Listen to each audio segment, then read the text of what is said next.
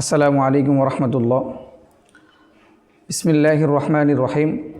ওয়ালা তাকতুলু আওলাদাকুম খাশিয়াতা ইমলাক নাহনু নারযুকুহুম ওয়া ইয়্যাকুম ইন্না কতলাহুম কানা খিতআন কাবীরা। সাদাকাল্লাহুল আযীম।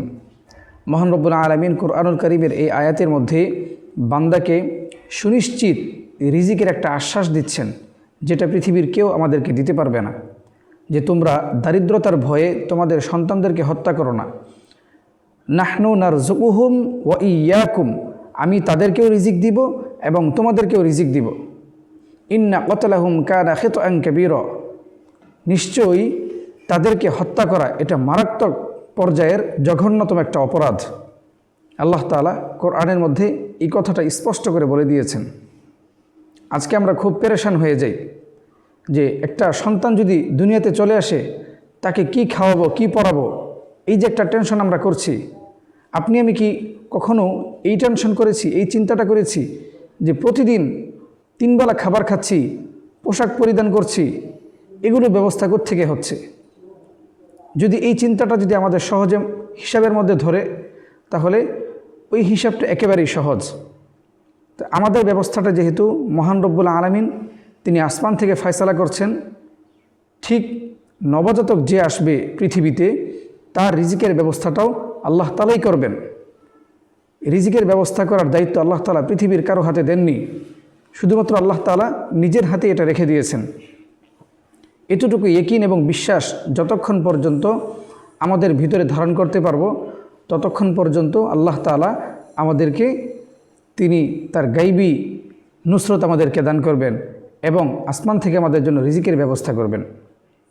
হাদিসের মধ্যে নবী করিম সাল্লাল্লাহু আলাইহি সাল্লাম বলেন, লাউ তাওয়াক্কালতুমুনা আলাল্লাহি হাক্কা তাওয়াক্কুলিহি লারাযাকাকুম কামা তুরযাকুত তুয়ুর তাগদু খিমাসান ওয়া তারুহু গিদাআন।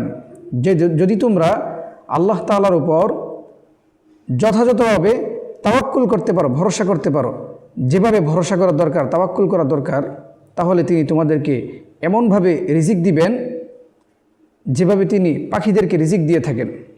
একটা পাখিকে আল্লাহ তাআলা কীভাবে রিজিক দেন? সে সকালবেলা খালি পেটে বের হয়। হাদিসের পরবর্তী অংশে আল্লাহ তাআলা নবী করিম সাল্লাল্লাহু আলাইহি ওয়াসাল্লাম বলছেন, তাগদু খিমাসান ওয়া তারুহু গিদাআন, সে তার বাসা থেকে খালি পেটে বের হয়, ওয়া তারুহু গিদাআন, এবং সে পেট ভরে সন্ধ্যাবেলা আবার তার বাসার মধ্যে ফিরে। পাখি সে নিজেও কিন্তু জানে না এই রিজিকটা কোত্থেকে আসবে।